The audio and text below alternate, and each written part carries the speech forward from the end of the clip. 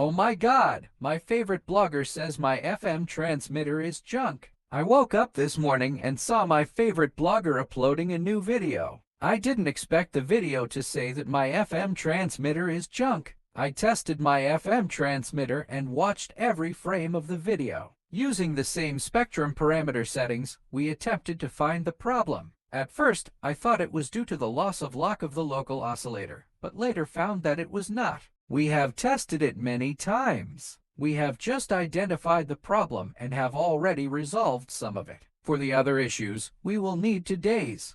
This transmitter module is the same as the blogger's. Let's test the impact of different adapters. Using adapter 1, it can be seen that the carrier parasitic noise is at 56 dB.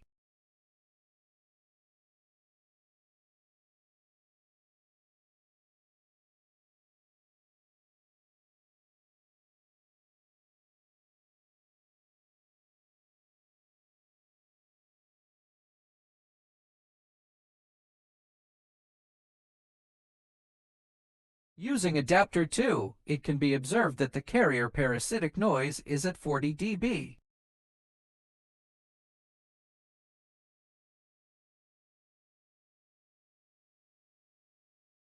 Using adapter 2, it can be observed that the carrier parasitic noise is only at 20 dB. This is basically consistent with the blogger's measurement.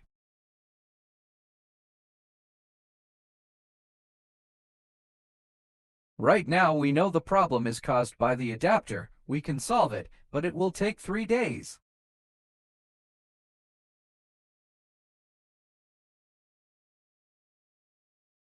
It was indeed our mistake not to consider the different ripple adapters available in the market.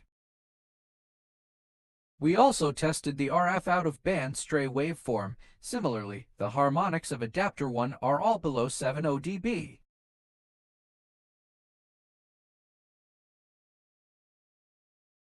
Using adapter 2 and 3, it can be observed that the carrier parasitic noise is only at 20 dB.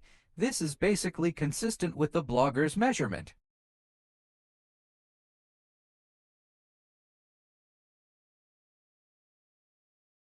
The harmonics of these 2 adapters will appear at low power, but disappear when the power is at its maximum.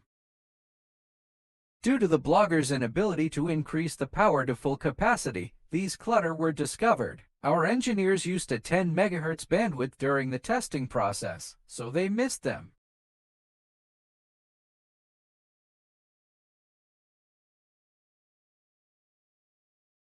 We have solved this problem by eliminating the first stage amplifier to make the signal from the modulation unit less susceptible to interference.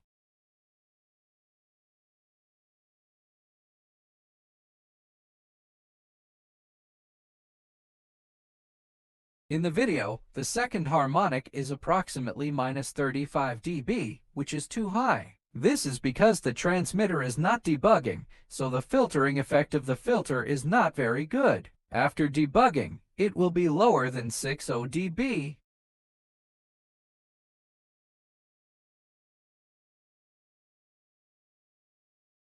Our final amplifier uses our GD-15, which has a large power capacity. I will recalibrate the following power meters to determine which power is inaccurate.